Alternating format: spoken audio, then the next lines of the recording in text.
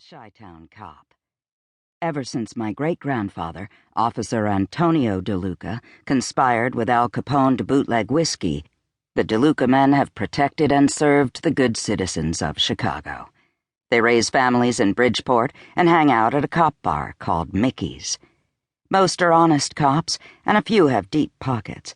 But Uncle Joey is special. He drives a red Ferrari and wears tailor-made Italian suits. He's got the Midas touch. I'm not saying my uncle's a dirty cop. I like to think he's resourceful. Uncle Joey has friends in low places. I'm not privy to their hijinks, and I don't ask him how he turns copper to gold. It's not my business. And even if it was, I wouldn't say anything.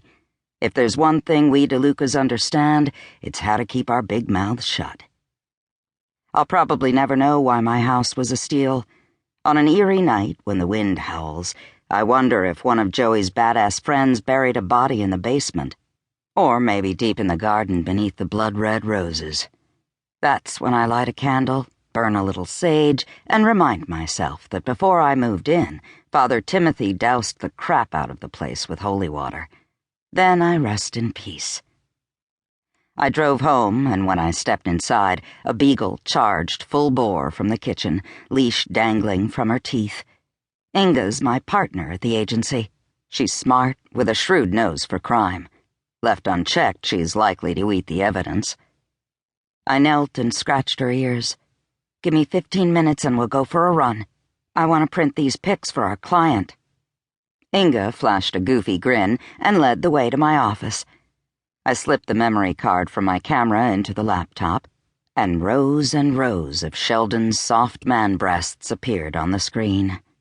Yikes. Curly, honey-colored tufts of hair circled the nipples. I chose a half-dozen poses from pole girl's gyrating hips to circus girl riding her Sheldon pony.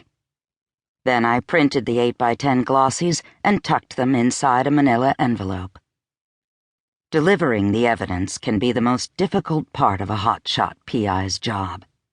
My clients hire me to confirm or negate their suspicions. When a suspected partner proves faithful, I buy a bottle of champagne and happy dance to my client's door. But when the pics expose betrayal, it's devastating for the jilted lover, and gut-wrenching for the messenger as well. I tied my hair in a ponytail and changed into soft peach velour sweats and running shoes. Inga darted ahead and waited at the door. I snapped up the frisbee and yellow envelope. We'll play in the park before running these pics to our client's house. Inga made a face. I don't expect tears from this client. Dory's a no-nonsense woman. We might have to dissuade her from taking an axe to her husband. Inga's white-tipped tail beat the door. I reached for the knob and heard the metallic clink of a key turning the lock. The tail wagged harder. You're fired as a watchdog. The door opened, and Mama swept inside bearing gifts. Inga howled joyfully, and Mama squeezed her cheek. Sausage for my favorite granddog. She stuffed a fat one in Inga's mouth. Inga groaned, and her eyes rolled back in her head. Mama dangled the Tupperware in my face. For you, Katerina, cannoli, drizzled in chocolate. My fave. A yummy sound almost escaped my lips. I choked it back down and narrowed my eyes. Mama widened hers, all innocent-like. What's going on, Mama? You cut me off. You said no cannoli for a month. Did I?